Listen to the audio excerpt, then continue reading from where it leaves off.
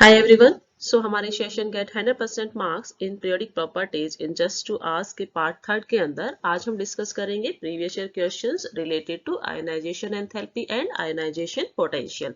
इससे पहले जो सेशन था हमारे पास उसके अंदर पार्ट सेकंड और पार्ट फर्स्ट के अंदर हमने एटॉमिक रेडियाई और जो बेसिक कंसेप्ट थे आयनाइजेशन पीरियोडिक प्रॉपर्टीज से रिलेटेड क्लासिफिकेशन ऑफ एलिमेंट्स का वो हमने डिस्कस किया है। तो आज हम डिस्कस करेंगे ionization enthalpy and ionization potential के प्रीवियस ईयर क्वेश्चंस। तो देखते हैं फर्स्ट क्वेश्चन क्या है आपके पास।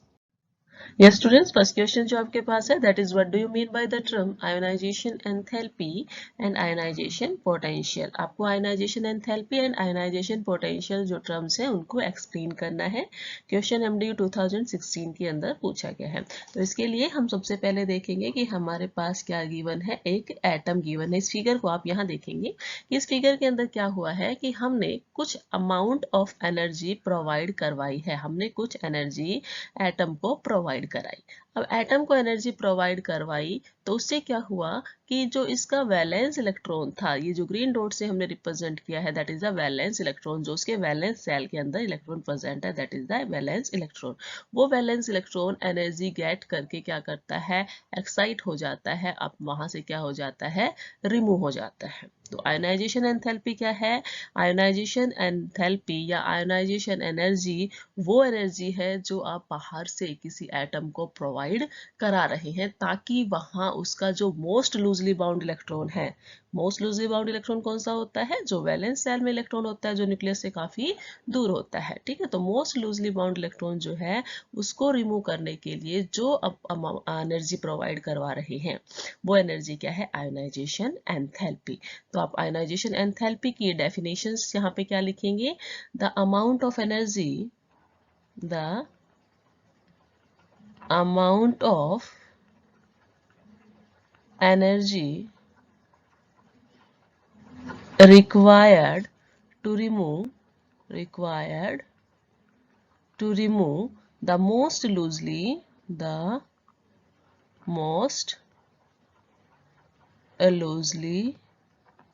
bound electron from isolated gaseous atom,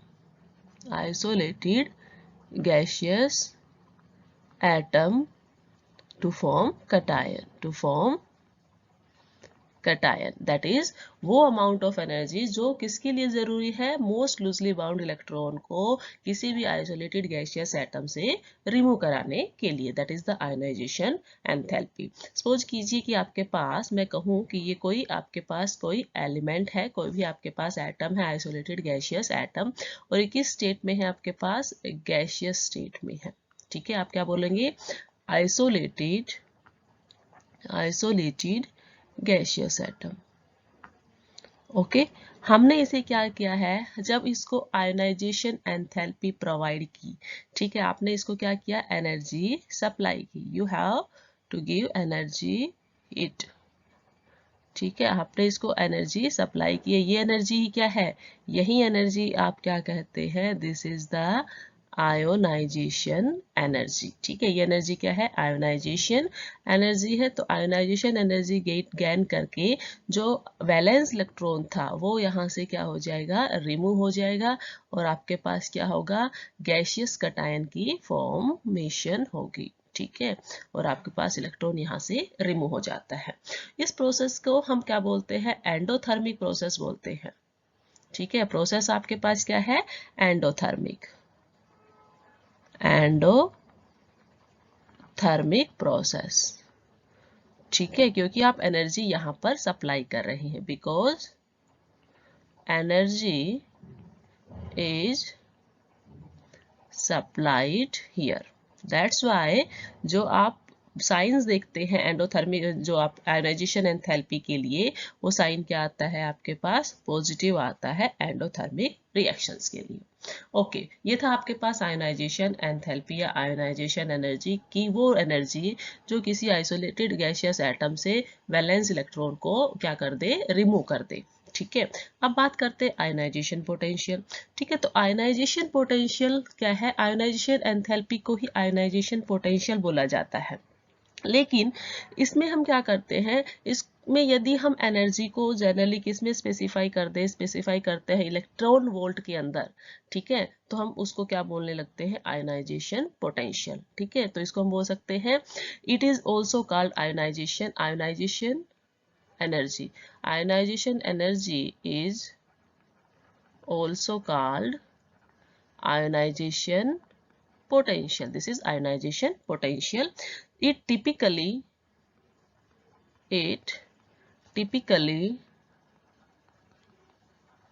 specified in electron volt. ठीक है, हम इसको इलेक्ट्रॉन वोल्ट में यदि एक्सप्रेस कर देते हैं तो वो क्या हो जाती है आपके पास, आयोनाइजेशन पोटेंशियल। तो आप आयोनाइजेशन पोटेंशियल की डेफिनेशन क्या लिख सकते हैं, आप इसको लिख सकते हैं the minimum potential difference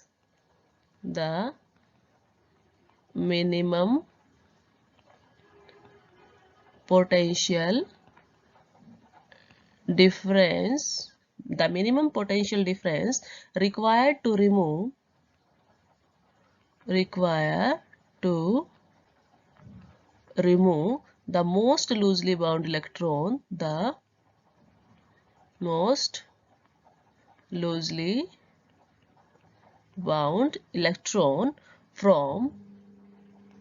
from an isolated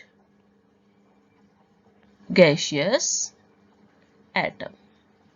ठीक है, तो वो आपके पास क्या हो जाएगा, आयोनाइजेशन पोटेंशियल। तो आप सिंपली कह सकते हैं कि किसी भी मेटल के अंदर आयोनाइजेशन एनर्जी प्रोवाइड करा के या आयोनाइजेशन पोटेंशियल जो जितना भी पोटेंशियल डिफरेंस होता है, ठीक है, मिनिमम पोटेंशियल डिफरेंस जो होता है उसे प्रोवाइड कराकर आप क्या फॉर्म कर सकते हैं, मेटल कटायन की फॉर्मेशन करते हैं, that is the ionization potential. तो दोनों एक ही बात है, लेकिन इसमें हम इसको किसमें, एनर्जी को किसमें स्पेसिफाई करते हैं, इलेक्ट्रॉन वोल्ट के अंदर हम इसको स्पेसिफाई करते हैं।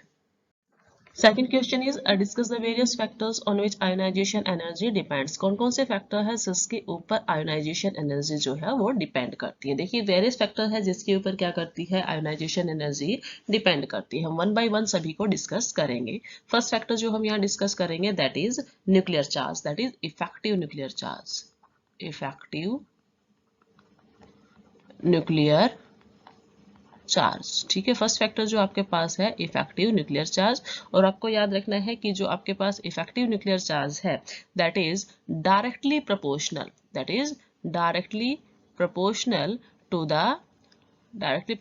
To the ionization energy, that is directly proportional to the ionization energy. ठीक है, फर्स्ट फैक्टर आपके पास है effective nuclear charge. First factor आपके पास क्या है, इफेक्टिव न्यूक्लियर चार्ज। और इफेक्टिव न्यूक्लियर चार्ज ऑलवेज ही क्या होता है भाई, आपके पास हमेशा ही आयोनाइजेशन एनर्जी के डायरेक्टली प्रोपोर्शनल होता है। इसके अंदर कुछ एक्सेप्शनल केसेस है, एक्सेप्शनल केसेस को हम जो है क्वेश्चंस के अंदर डिस्कस करेंगे, लेकिन आपको याद रखना है कि इफेक्टिव न्यूक्लियर चार्ज क्या होता है, directly proportional to ionization energy. अब देखिए ऐसा क्यों होता है, जब आप बात करते हैं कि आप पीरियोडिक टेबल के अंदर जब लेफ्ट टू राइट जाते हैं तो आप देखते हैं कि वहां पर जो न्यूक्लियर चार्ज है वो बढ़ता है। ठीक है, न्यूक्लियर चार्ज क्या होता है, बढ़ता है। तो न्यूक्लियर चार्ज बढ़ने की वजह से फोर्स ऑफ अट्रैक्शन जो आपके पास होता है, ठीक है, force of attraction between the nucleus and loosely bound electron, that is the outermost electron, increases। ठीक है, वो क्या होता है आपके पास, इंक्रीज होता है। ठीक है, यदि वो इंक्रीज होता है, ठीक है, फोर्स ऑफ अट्रैक्शन यदि इंक्रीज होता है तो हमें जो लूजली बाउंड इलेक्ट्रॉन है उसको रिमूव करने में क्या करना पड़ेगा, ज्यादा अमाउंट में एनर्जी सप्लाई करनी पड़ेगी। ठीक है, more energy is to be supplied, ज्यादा एनर्जी यदि आपको सप्लाई करनी पड़ती है तो इसका मतलब क्या है, इसका मतलब ये है कि आयोनाइजेशन एनर्जी वहां पर क्या है, हाई है। ठीक है। तो जितना ज्यादा न्यूक्लियर चार्ज उतना ही ज्यादा फोर्स ऑफ अट्रैक्शन होगा न्यूक्लियस और आउटर मोस्ट इलेक्ट्रॉन में, और उतनी ही ज्यादा एनर्जी हमें सप्लाई करनी पड़ेगी आउटर मोस्ट इलेक्ट्रॉन को वहां से रिमूव करने के लिए। इसीलिए जो आपके पास आयोनाइजेशन एनर्जी है, क्या है आपके पास आयोनाइजेशन एनर्जी है, वो क्या होगी आपके पास ज्यादा होगी। ठीक है, ज्यादा फोर्स ऑफ अट्रैक्शन तो आपके पास ज्यादा ही एनर्जी आपको प्रोवाइड करनी पड़ेगी। सेकेंड फैक्टर जो आपके पास है that is atomic size. Second factor जो आपके पास है वो क्या है, एटॉमिक साइज का फैक्टर है। ठीक है, एटॉमिक साइज। एटॉमिक साइज के फैक्टर को देखने के लिए आप ये जो फिगर यहाँ गिवन है इसको आप देखेंगे। तो देखिए जैसे जैसे हम क्या देखते हैं डाउन द ग्रुप आते हैं, ठीक है, डाउन द ग्रुप आते हैं तो उसमें आपके पास क्या होता है साइज, सबसे पहले क्या है स्मॉल है, फिर थोड़ी बिग हुई और फिर बिगेस्ट हुई। ठीक है, हमने क्या लिया है lithium sodium and potassium. Down the group आपके पास साइज ऑलवेज क्या होती है इंक्रीज होती है। तो देखिए जैसे जैसे साइज इंक्रीज होगी वैसे वैसे ही आपके पास क्या होगा, वैसे वैसे आपके पास ये न्यूक्लियस और outer most electron, this one is the outer most electron, nuclear और आउटर मोस्ट इलेक्ट्रॉन के बीच में जो डिस्टेंस है वो क्या होती जाएगी, बढ़ती जाएगी। यदि डिस्टेंस बढ़ेगी तो इसका मतलब क्या है कि फोर्स ऑफ अट्रैक्शन न्यूक्लियस का और आउटर मोस्ट इलेक्ट्रॉन का वो क्या हो गया है, कम हो गया है। यदि कम हुआ है तो इसका मतलब आप इजीली थोड़ा सा अमाउंट में आप एनर्जी सप्लाई करके वहां से आउटर मोस्ट इलेक्ट्रॉन्स को रिमूव कर सकते हो। ठीक है, तो हम डायरेक्टली बोल सकते हैं कि atomic size is inversely proportional to the ionization energy, inversely proportional to the ionization energy। Atomic size हमेशा क्या होगी, एटॉमिक साइज हमेशा ही आपके पास जो आयोनाइजेशन एनर्जी है उसके इनवर्सली प्रोपोर्शनल होगी। ठीक है, that is inversely proportional to the ionization energy.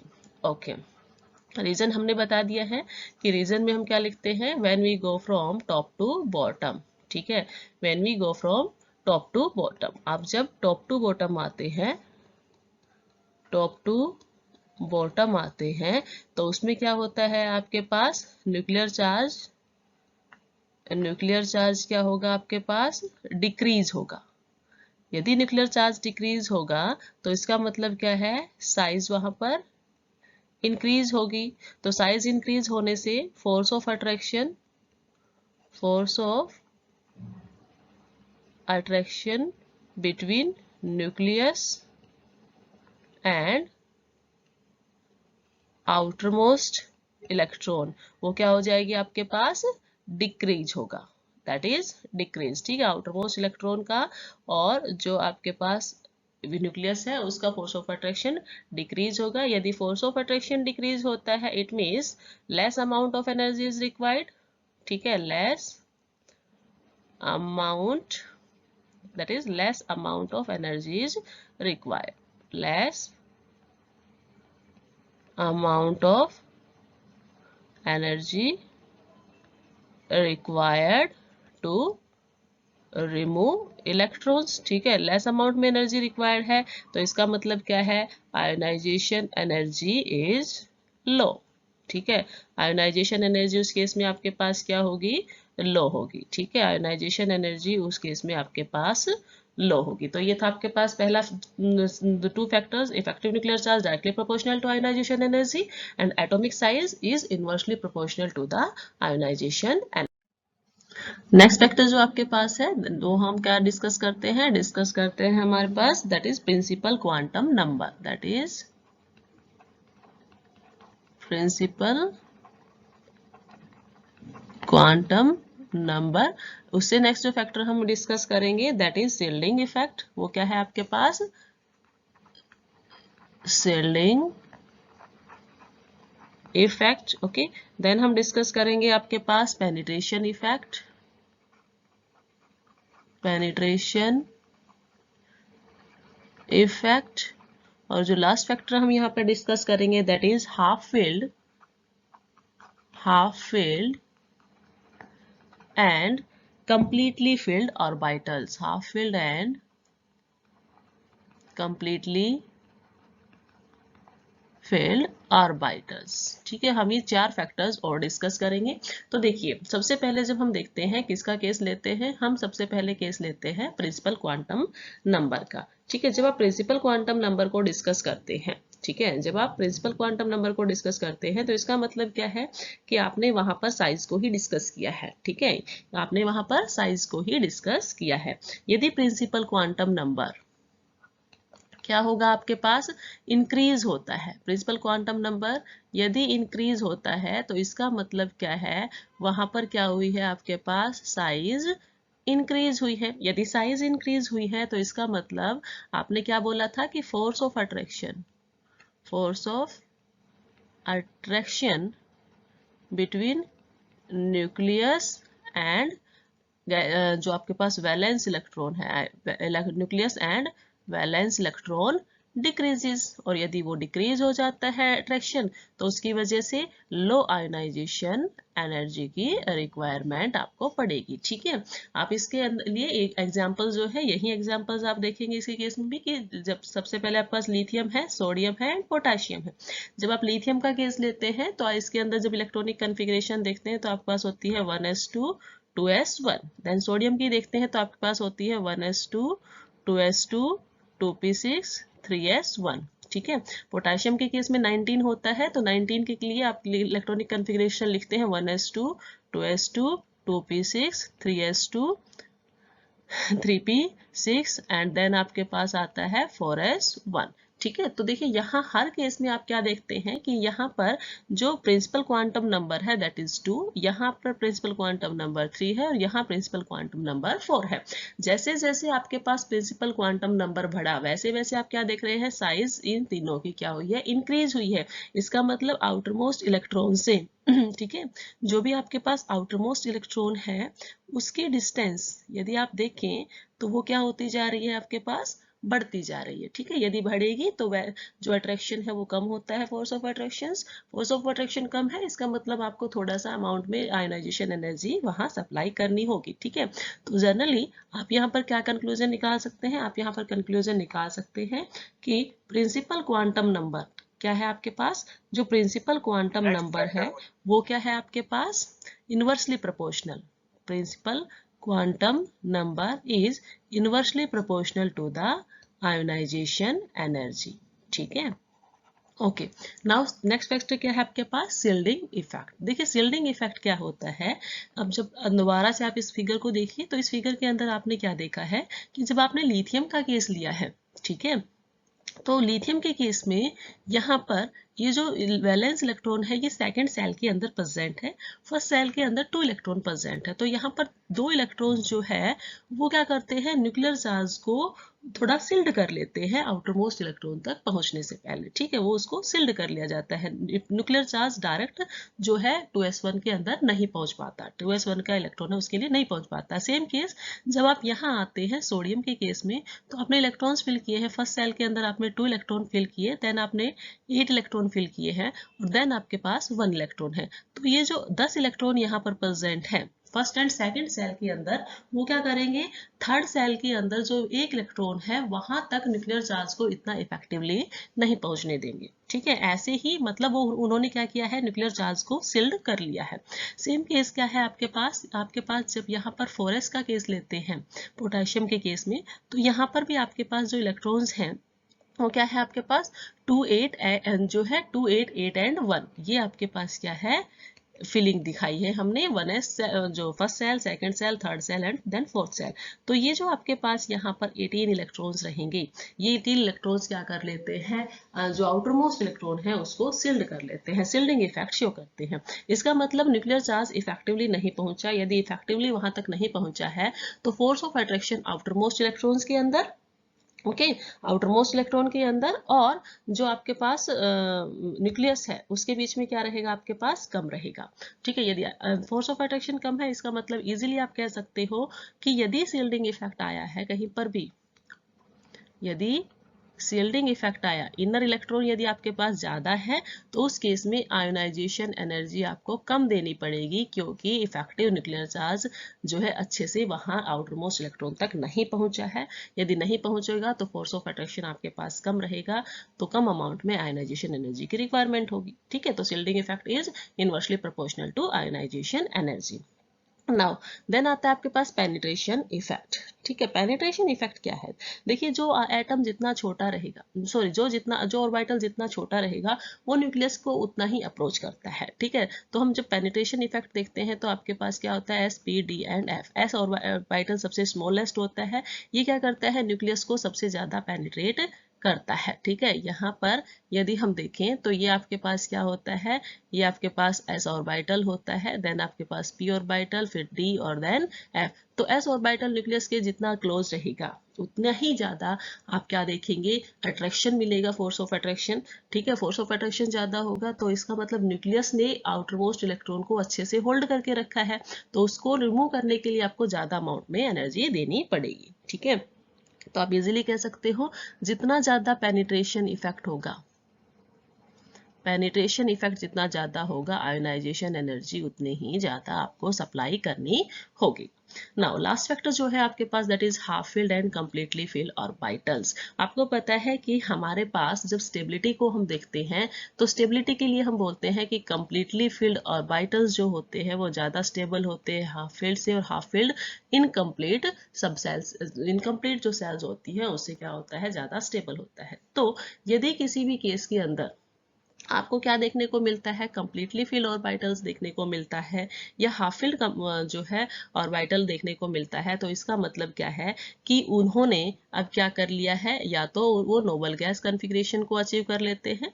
ठीक है, वो नोबल गैस कॉन्फ़िगरेशन को अचीव कर लेते हैं, और नोबल गैस कॉन्फ़िगरेशन एक स्टेबल इलेक्ट्रॉनिक कॉन्फ़िगरेशन होती है, उसको डिस्टर्ब करना टिपिकल होता है। ठीक है, डिफिकल्ट होता है, दैट्स वाई वहां आपको हाई आयोनाइजेशन एनर्जी प्रोवाइड करनी पड़ेगी, ज्यादा अमाउंट में एनर्जी जो है वहां देनी होगी ताकि उसकी स्टेबिलिटी को डिस्टर्ब किया जा सके। ठीक है, तो हम हमेशा ऑर्डर क्या देखेंगे कि कंप्लीटली फिल्ड ऑर्बिटल ज्यादा स्टेबल है हाफ फिल्ड से, एंड हाफ फिल्ड ज्यादा है इनकम्प्लीट से। इसका मतलब कंप्लीटली फिल्ड यदि कहीं ऑर्बिटल है तो उस केस में आपको ज्यादा से ज्यादा आयोनाइजेशन एनर्जी प्रोवाइड करवानी पड़ेगी, then half filled and then incomplete filled orbitals. तो ये थे आपके पास factors affecting the ionization energies. ये स्टूडेंट, नेक्स्ट क्वेश्चन जो आपके पास है वो आया है MDU 2016 के अंदर। ठीक है, और क्वेश्चन में क्या पूछा गया है, what are the factors due to which the ionization enthalpy of main group elements tends to decrease down the group. ठीक है, आपको फैक्टर्स लिखने हैं कि कौन कौन से फैक्टर्स हैं जिसके कारण आयोनाइजेशन एंथैल्पी जो है मेन ग्रुप एलिमेंट्स के अंदर डाउन द ग्रुप यदि आप जाते हैं तो क्या हो जाती है, डिक्रीज हो जाती है। ठीक है, तो देखिए, जब हम फैक्टर्स देखते हैं डाउन द ग्रुप के लिए तो आपके पास मेनली टू फैक्टर्स होते हैं, मेनली टू फैक्टर्स होते हैं। फर्स्ट फैक्टर्स जो आपके पास, हमने पीछे फैक्टर्स पढ़े हैं प्रीवियस क्वेश्चन के अंदर, तो इसके अंदर आपके पास टू फैक्टर्स आते हैं। फर्स्ट वन आता है आपके पास atomic size, first one is atomic size, और दूसरा जो आता है that is screening effect, screening effect. ठीक है, आपने पीछे फैक्टर पढ़ा है, जब हमने एटॉमिक साइज पढ़ा था तो हमने क्या बोला था कि जो एटॉमिक साइज है, एटॉमिक साइज है that is inversely proportional to the ionization energy. ये आपने फैक्टर पढ़ा था कि जैसे जैसे साइज बढ़ती है वैसे वैसे डिस्टेंस बढ़ जाती है वैलेंस इलेक्ट्रॉन की न्यूक्लियस से, वैसे वैसे फोर्स ऑफ अट्रैक्शन कम होता है, और फोर्स ऑफ अट्रैक्शन कम होने की वजह से आपको कम आयोनाइजेशन एनर्जी जो है प्रोवाइड करनी पड़ती है। इसका मतलब लार्जर साइज होगी। ठीक है, ज्यादा बड़ी साइज होती है तो उस केस में आपको कम आयोनाइजेशन एनर्जी प्रोवाइड करनी होती है। केसेस हम अगेन यही एग्जाम्पल ले सकते हैं, लिथियम, सोडियम एंड पोटाशियम। तो देखिए, जो पोटाशियम है उसमें हमने क्या कहा है, डिस्टेंस आपके पास न्यूक्लियस और जो वैलेंस इलेक्ट्रॉन है उसके बीच में क्या है, ज्यादा है, तो उसकी वजह से आपके पास क्या होगा, यहां से इस इलेक्ट्रॉन को रिमूव करना ज्यादा इजी है बजाय कि सोडियम या लिथियम के केस में। ठीक है, तो ये आपके पास हुआ एटॉमिक साइज की, वो डायरेक्टली यदि आप देखें तो इनवर्सली प्रोपोर्शनल होती है आयोनाइजेशन एनर्जी की। दूसरा फैक्टर भी आपने देखा था स्क्रीनिंग इफेक्ट, तो स्क्रीनिंग इफेक्ट के लिए भी आपने क्या बोला है कि वो भी क्या होता है, इनवर्सली प्रोपोर्शनल। स्क्रीनिंग इफेक्ट, यदि आप स्क्रीनिंग इफेक्ट को देखेंगे, that is also inversely proportional to the ionization enthalpy, ठीक है, या आयोनाइजेशन एनर्जी। आपने क्या कहा कि जैसे जैसे साइज बढ़ेगा, आपने क्या कहा, डाउन द ग्रुप आना है ना, आपको क्या आना है, down the group, down the group. तो देखिए डाउन द ग्रुप में आपके पास दो ही चीजें होती है कि आपके पास हमेशा क्या होता है, साइज हमेशा क्या होती है, इंक्रीज होती है। डाउन द ग्रुप आने पे साइज इंक्रीज होती है। यदि साइज इंक्रीज होगी तो इसका मतलब नंबर ऑफ इलेक्ट्रॉन भी क्या होंगे, इंक्रीज होंगे, ठीक है। तो नंबर ऑफ इलेक्ट्रॉन्स जितने ज्यादा इंक्रीज होंगे, इसका मतलब इनर कोर के अंदर इलेक्ट्रॉन्स क्या होते जा रहे हैं, इंक्रीज होते जा रहे हैं। जितने ज्यादा इलेक्ट्रॉन इंक्रीज होंगे उसी के अकॉर्डिंग आपके पास जो साइज का फैक्टर है और जो स्क्रीनिंग इफेक्ट का फैक्टर है वो क्या करते हैं, आयनाइजेशन एंथैल्पी को अफेक्ट करते हैं, ठीक है। दोनों इनवर्सली प्रोपोर्शनल होते हैं। अब देखिए यदि आपने स्क्रीनिंग इफेक्ट का फैक्टर देखा है तो स्क्रीनिंग इफेक्ट में आप यही देखते हैं कि जब आप लिथियम का केस लेके चले हैं, एक सोडियम का केस लेके चले हैं और पोटेशियम का केस, यहाँ 2 और आपके पास क्या है 1 इलेक्ट्रॉन है, 3 होता है इलेक्ट्रॉनिक कन्फिग्रेशन। यदि इसकी देखिए 2 और 1 होती है, सोडियम का 11 एटॉमिक नंबर, तो 2 8 1 होता है। पोटेशियम के अंदर 2 8 8 एंड 1 होता है, 19 इलेक्ट्रॉन एटॉमिक नंबर होता है। तो देखिए यहाँ इनर इलेक्ट्रॉन्स आपने देखने हैं कि कितने ज्यादा है, ठीक है। यहाँ इस केस में इनर इलेक्ट्रॉन कम है। इस इनर इलेक्ट्रॉन्स कम होने का मतलब क्या है, न्यूक्लियस और आउटर मोस्ट इलेक्ट्रॉन के बीच में अट्रैक्शन अच्छा है। यदि अच्छा है तो वहां से आप इस इलेक्ट्रॉन को रिमूव करने के लिए ज्यादा एनर्जी प्रोवाइड कराएंगे। उन्होंने कम शील्डिंग शो की है, यहाँ 10 इलेक्ट्रॉन शील्डिंग शो करते हैं और यहाँ 18 इलेक्ट्रॉन। जो तो जितने ज्यादा नंबर ऑफ इलेक्ट्रॉन्स रहेंगे शील्डिंग उतनी ही ज्यादा होगी। More is the shielding, more is the shielding, और उसी की वजह से क्या होगा, less is the force of attraction. यदि फोर्स ऑफ अट्रैक्शन आपके पास लेस है तो लेस इज द एनर्जी, ठीक है। तो जितनी ज्यादा स्क्रीनिंग होगी आयोनाइजेशन एनर्जी उतनी ही कम होगी, जितनी ज्यादा साइज बड़ी होगी उतनी ही आयोनाइजेशन एनर्जी आपके पास कम होगी। तो ये दो फैक्टर है जो डाउन द ग्रुप जो है आयोनाइजेशन एंथैल्पी को अफेक्ट करते हैं। क्वेश्चन एमडीयू 2016 के अंदर पूछा गया। Next question is here, define successive ionization enthalpy. Successive ionization enthalpy क्या होती है? तो देखिए ionization enthalpy है मतलब ionization enthalpy वो अमाउंट ऑफ एनर्जी जो आपको किसी भी आइसोलेटेड गैसियस एटम से इलेक्ट्रॉन्स को रिमूव करना है। अब सक्सेसिव क्या है, सक्सेसिव का मतलब क्या है कि सपोज कीजिए आपने फर्स्ट टाइम फर्स्ट इलेक्ट्रॉन को रिमूव किया। मैं इसको एग्जांपल्स के थ्रू शो करती हूँ कि सपोज मैंने यहाँ पर सोडियम लिया है, ठीक है। सोडियम के लिए यदि मैं इसका ऑर्बिटल फीचर्स जो है रिप्रेजेंट करूँ तो आपके पास क्या होगा, इलेक्ट्रॉनिक कन्फिग्रेशन इसकी होती है 2 8 1, ठीक है। तो इसके अंदर हमने देखा कि आपके पास फर्स्ट सेल के अंदर 2 इलेक्ट्रॉन है, सेकेंड सेल के अंदर 8 इलेक्ट्रॉन है एंड आउटर मोस्ट सेल जो इसके थर्ड सेल है उसके अंदर 1 इलेक्ट्रॉन प्रेजेंट है, ठीक है। आपने कहा कि यहाँ पर आपके पास 2 इलेक्ट्रॉन्स है, देन 8 इलेक्ट्रॉन है, 3 4 5 6 7 एंड 8 एंड देन लास्ट में 1 इलेक्ट्रॉन प्रेजेंट है। नाउ सक्सेसिव का मतलब क्या है, आप स्टेप वाइज एक एक इलेक्ट्रॉन वहां से रिमूव कर रहे हैं, ठीक है। फर्स्ट केस में आपने क्या किया, इस इलेक्ट्रॉन्स को यहां से रिमूव किया, वो आपके पास फर्स्ट स्टेप था, ठीक है। तो वो एनर्जी आपके पास क्या कहलाएगी, first ionization energy, this said that is IE1 आप इसको रिप्रेजेंट करते हैं। यदि मैं सेकंड केस में कोई दूसरा इलेक्ट्रॉन रिमूव करूंगी तो मुझे अंदर वाली सेल से रिमूव करना पड़ेगा, ये मेरा सेकंड स्टेप हुआ, ठीक है। तो सेकंड स्टेप के अंदर मैंने क्या किया है, सेकंड आयोनाइजेशन एनर्जी जिसको आप बोलेंगे सेकंड स्टेप में सेकंड इलेक्ट्रॉन को रिमूव किया तो सेकंड आयोनाइजेशन एनर्जी। यदि मैं एक और इलेक्ट्रॉन यदि यहाँ से रिमूव करती हूँ तो वो आपके पास क्या हो जाएगा, थर्ड स्टेप। मतलब आप सक्सेसिवली क्या कर रहे हैं, इलेक्ट्रॉन्स को वहां से रिमूव कर रहे हैं। तो वो जो आयोनाइजेशन एनर्जीज है वो क्या कहलाएंगी, वो आपके पास उन इलेक्ट्रॉन्स को रिमूव करने के लिए जो आयोनाइजेशन एनर्जी है that is the successive ionization energy. तो मेनली आप यहाँ जो आयोनाइजेशन सक्सेसिव आयोनाइजेशन एंथैल्पीज है उसको रिप्रेजेंट कैसे रिप्रेजेंट करेंगे, the amount of energy, the amount of energy required to remove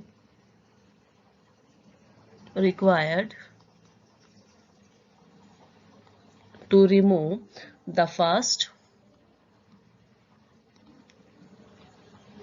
second and third electron from isolated gaseous atom, from isolated gaseous atom. ठीक है, एग्जाम्पल के तौर पे आपने यही कहा है, या आप यह ऐसे भी बोल सकते हो कि आपके पास क्या है, एग्जाम्पल के तौर पे आपने कहा कि आपके पास सबसे पहले सोडियम एटम था, that is the isolated gaseous atom, isolated gaseous atom था। जब आपने फर्स्ट स्टेप के अंदर यहाँ से इलेक्ट्रॉन्स रिमूव किए तो आपने क्या किया, आयोनाइजेशन एनर्जी जो प्रोवाइड की उसको मैंने कहा कि फर्स्ट आयोनाइजेशन एनर्जी आपने वहां से 1 इलेक्ट्रॉन जो है रिमूव कर दिया, इवन इलेक्ट्रॉन्स को वहां से रिमूव किया तो आपके पास क्या बना, Na कैटायंस। नाउ अगेन आप क्या करते हो, अगेन आयोनाइजेशन एनर्जी देते हो, प्रोवाइड और एनर्जी प्रोवाइड करा के वहां से सेकेंड इलेक्ट्रॉन्स को भी रिमूव कर देते हो तो आपके पास क्या हो जाता है, Na2 पॉजिटिव। ठीक है, उसके बाद यदि अगेन आप और फर्दर इलेक्ट्रॉन्स वहां से रिमूव करते हैं तो I3 जो आप उसे बोलेंगे, आपने थर्ड इलेक्ट्रॉन्स को रिमूव किया और आप यहाँ पे बोलेंगे Na3 पॉजिटिव। तो इस तरह से आप क्या कर रहे हैं, वहां पर सक्सेसिवली इलेक्ट्रॉन्स को रिमूव करते हैं तो वो एनर्जी क्या कहलाएगी, वहां पर उनको रिमूव करने के लिए जो एनर्जी होगी that is successive ionization enthalpy. Next question is ionization energy of carbon, nitrogen, oxygen जो है वो ये ऑर्डर फॉलो करती है कि नाइट्रोजन की जो आयोनाइजेशन एनर्जी है वो कार्बन से भी ज्यादा है, ऑक्सीजन से भी ज्यादा है। इसको आपको एक्सप्लेन करना है। देखिए जनरली हम यहाँ यदि देखिए पीरियोडिक टेबल के अंदर तो कार्बन सबसे पहले आता है, देन नाइट्रोजन आता है एंड देन ऑक्सीजन आता है। आप बोलते हो कि आप कैसे चले हो, लेफ्ट टू राइट चले हो, तो उस केस में आपके पास हमने कहा था कि न्यूक्लियर चार्ज आपके पास इंक्रीज होता है। यदि न्यूक्लियर चार्ज इंक्रीज हुआ है तो इसका मतलब आयोनाइजेशन एनर्जी भी क्या होनी चाहिए थी, इंक्रीज हुई है। लेकिन यहाँ ये क्या है, एक्सेप्शंस है कि यहाँ पर नाइट्रोजन की आयोनाइजेशन एनर्जी ऑक्सीजन से ज्यादा है, जबकि ऐसा होना नहीं चाहिए था। होना क्या चाहिए था कि यदि आप लेफ्ट टू राइट चले तो न्यूक्लियर चार्ज ऑक्सीजन का ज्यादा था, ऑक्सीजन का ज्यादा होने की वजह से आयोनाइजेशन एनर्जी आपके पास किसके ज्यादा होनी चाहिए थी, ऑक्सीजन का, बट ऐसा नहीं है। इसका रीजन क्या है वो हमें यहाँ देखना है, रीजंस आप यहाँ पर देखेंगे। ठीक है, तो देखिए सबसे पहले यदि हम बात करें कार्बन को, देन नाइट्रोजन की एंड देन ऑक्सीजन की। ठीक है, तो फर्स्ट केस यदि मैं कार्बन और ऑक्सीजन के बीच में, कार्बन और नाइट्रोजन के केस में देखें तो हम यदि कार्बन को देखें तो कार्बन का केस क्या है, यहाँ पर एटॉमिक नंबर 6 है और यहाँ नाइट्रोजन का एटॉमिक नंबर 7 है। इलेक्ट्रॉनिक कन्फिग्रेशंस राइट डाउन करेंगे इसकी तो 1s2 2s2 and 2p2। Okay, then nitrogen का केस लेते हैं तो 1s2 2s2 and then 2p3। Okay, now यहाँ देखिए जो आपके पास जब आप लेफ्ट टू राइट चले हो, ठीक है, लेफ्ट टू राइट चले तो हमने क्या कहा है, न्यूक्लियर चार्ज जो है वो इंक्रीज हुआ है। इसका मतलब क्या है कि नाइट्रोजन का nuclear charge, nitrogen has more nuclear charge, nuclear charge, nuclear charge ज्यादा होने से क्या होगा आपके पास, force of attraction, force of attraction जो है किस किस के बीच में, outermost electron, outermost electron of nitrogen and nucleus, वो क्या है आपके पास, वो क्या है, बढ़ गया है। यदि वो बड़ा है तो उसी की वजह से आपके पास आयोनाइजेशन एनर्जी वहां पर ज्यादा होगी। तो ये केस तो आपके पास आया कि हमने सीधे सीधे सिंपली यहाँ पर शो कर दिया कि आपके पास जो कार्बन और नाइट्रोजन है, कार्बन और नाइट्रोजन है उसमें नाइट्रोजन का न्यूक्लियर जो आयोनाइजेशन एनर्जी ज्यादा क्यों है, क्योंकि नाइट्रोजन का जो न्यूक्लियर चार्ज है वो कार्बन के कंपैरिजन में ज्यादा है। दैट्स वाई यहाँ पर इसकी आयोनाइजेशन एनर्जी का ट्रेंड ये होगा। ठीक है, नाउ नेक्स्ट जो देखेंगे हम वो देखते हैं नाइट्रोजन एंड ऑक्सीजन का केस। नाइट्रोजन अगेन यदि मैं इसकी इलेक्ट्रॉनिक कन्फिग्रेशन लिखूं तो आपके पास क्या हो जाएगी, 1s2 2s2 2p जो है 2p3, that is 2p3 not 2p6, this is 2p3, this one is 2p3।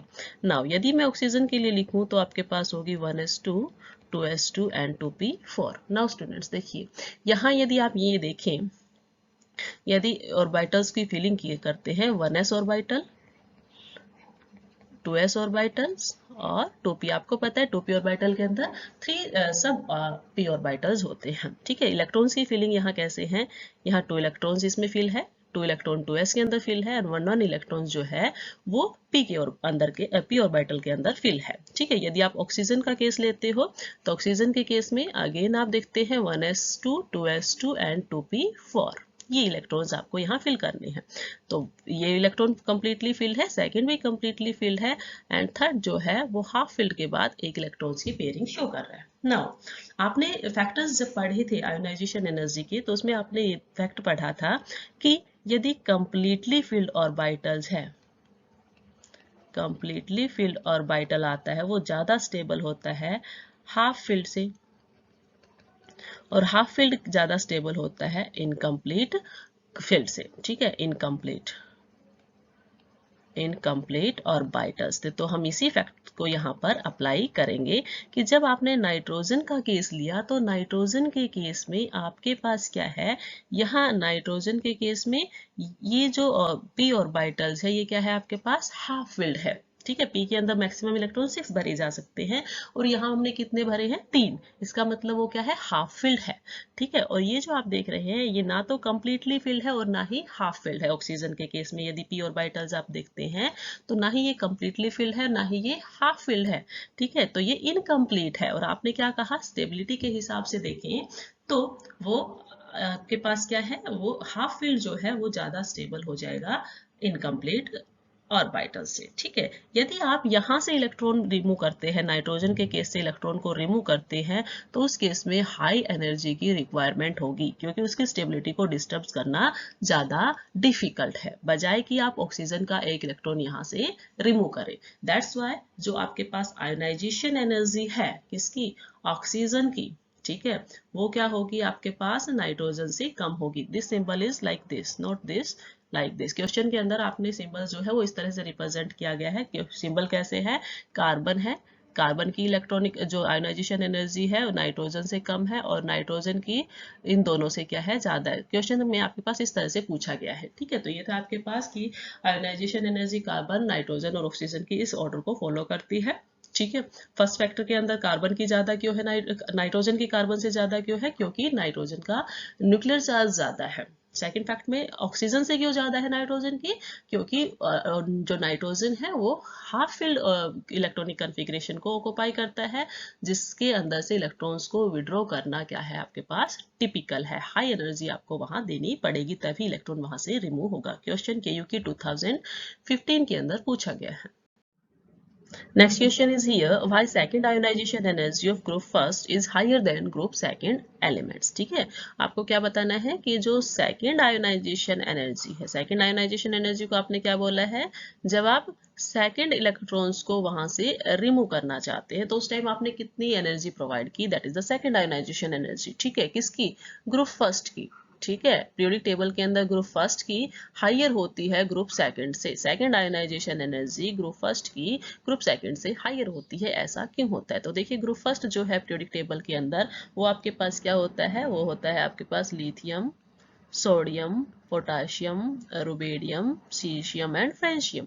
ठीक है, और जो आपके पास सेकंड ग्रुप जो आपके पास होता है वो क्या होता है आपके पास बेरिलियम, मैग्नीशियम, कैल्शियम, स्ट्रोंसियम एंड आपके पास क्या होता है barium and radon, barium and radon. तो इसमें बोला है कि सेकंड आयोनाइजेशन एनर्जी में सेकंड इलेक्ट्रॉन्स आपको वहां से रिमूव करना है। तो जनरली यदि आप ग्रुप फर्स्ट के इलेक्ट्रॉन जनरल इलेक्ट्रॉनिक कन्फिग्रेशन की बात करें तो आपके पास जनरल इलेक्ट्रॉनिक कन्फिग्रेशन होती है NS1, और जो सेकंड ग्रुप होता है उसके लिए जनरल इलेक्ट्रॉनिक कन्फिग्रेशन होती है NS2। मतलब इसके वैलेंस इलेक्ट्रॉन में 1 इलेक्ट्रॉन है और सेकंड ग्रुप के वैलेंस इलेक्ट्रॉन में 2 इलेक्ट्रॉन्स हैं। ठीक है ना, यदि मैं बात करूं यहाँ पर, यदि हम एग्जांपल्स लेते हैं यहाँ सोडियम और मैग्नीशियम का, उसके थ्रू हम इसको क्लियर करेंगे। फर्स्ट एग्जांपल आपके पास सोडियम है इधर और मैग्नीशियम आपके पास सेकंड ग्रुप के अंदर मैंने लिया। ठीक है, तो इलेक्ट्रॉनिक कन्फिग्रेशंस आप इसकी लिखें तो आपके पास क्या होगी 1s2, 2s2, 2p6 and 3s1। ठीक है, नाउ मैग्नीशियम के लिए क्या होगी 1s2, 2s2, 2p6 and 3s2। जो जनरल इलेक्ट्रॉनिक कन्फिग्रेशन है उसी के अकॉर्डिंग हमने इनकी जो है इलेक्ट्रॉनिक कन्फिग्रेशन राइट डाउन की। ठीक है, नाउ अब आप इसके अंदर क्या करते हैं, जब ऑर्बिटल पिक्चर इसकी शो करते हैं, ठीक है, तो आपने क्या कहा कि आपके पास फर्स्ट सेल है, देन आपके पास सेकेंड सेल है, और देन आपके पास थर्ड सेल के अंदर इलेक्ट्रॉन है। ऐसे ही यहाँ भी थर्ड सेल तक इलेक्ट्रॉन्स है, तो फर्स्ट, देन आपके पास सेकेंड सेल एंड देन आपके पास third shell. Now number of electrons fill up कर दीजिए। Number of electrons first shell के अंदर आपके पास क्या है, फर्स्ट सेल है तो इसके अंदर 2 इलेक्ट्रॉन्स प्रेजेंट है। सेकेंड सेल के अंदर आपके पास 8 इलेक्ट्रॉन प्रेजेंट है, 1 2 3 4 5 6 7 एंड 8, और लास्ट में 1 इलेक्ट्रॉन प्रेजेंट है वैलेंस सेल में। सेम केस जब आप मैग्नीशियम के केस में आते हो तो 2 इलेक्ट्रॉन्स आपके पास फर्स्ट सेल के अंदर प्रेजेंट है, देन 8 इलेक्ट्रॉन्स आपके पास सेकेंड सेल के अंदर प्रेजेंट है, 3 4 5 6 7 एंड 8, एंड 2 इलेक्ट्रॉन्स आपके पास प्रेजेंट है सेकेंड सेल के अंदर। नाउ आप आयोनाइजेशन एनर्जी की बात करते हैं, सेकंड आयोनाइजेशन एनर्जी। इसका मतलब सेकंड आयोनाइजेशन एनर्जी कौन सी एनर्जी होगी, यहाँ आप सेकंड आयोनाइजेशन एनर्जी की बात करें तो आपके पास आइसोलेटेड गैसीय एटम था, उसके अंदर से जब आपने फर्स्ट आयोनाइजेशन एनर्जी प्रोवाइड की, ठीक है, फर्स्ट टाइम एनर्जी प्रोवाइड की कि वहां से आप आइसोलेटेड गैसियस एटम फॉर्म करें तो आपके पास बना Na पॉजिटिव प्लस 1 इलेक्ट्रॉन्स, ठीक है। सेकंड आयोनाइजेशन एनर्जी आपने दोबारा से एनर्जी प्रोवाइड की कैटायन के ऊपर, ठीक है, और आपने फिर दोबारा से 1 इलेक्ट्रॉन वहां से रिमूव किया और आपने फॉर्म कर दिया Na2 positive plus 1 electron again. Okay, ऐसे ही केस जब आप मैग्नीशियम का केस लेते हैं तो मैग्नीशियम के केस में भी आपने क्या किया है, आपके पास मैग्नीशियम था, मैग्नीशियम के अंदर आपने क्या किया है, आपने आयोनाइजेशन एनर्जी प्रोवाइड की, इसको कैटायन फॉर्म किया पहले, यहाँ से क्या हुआ, 1 इलेक्ट्रॉन्स रिमूव हो गया। नाउ अगेन आप आयोनाइजेशन एनर्जी प्रोवाइड कराते हो और मैग्नीशियम को मैग्नीशियम 2 के अंदर कन्वर्ट करके 1 इलेक्ट्रॉन और रिमूव कर देते हो, यही स्टेप हुआ है। तो यहाँ पर सेकंड 2 आयोनाइजेशन एनर्जी है, that is first and second, first ionization energy and second ionization. First ionization energy जब आपने फर्स्ट इलेक्ट्रॉन रिमूव किया, सपोज कीजिए कि यदि आपके पास क्या था, ये इलेक्ट्रॉन्स था, फर्स्ट इलेक्ट्रॉन ये है आउटर मोस्ट इलेक्ट्रॉन, इसको रिमूव किया तो आपके पास फर्स्ट आयोनाइजेशन एनर्जी। अब आप कोई सेकंड इलेक्ट्रॉन यदि यहाँ से रिमूव करते हैं तो वो आपके पास क्या होगी, सेकंड आयोनाइजेशन एनर्जी, ठीक है।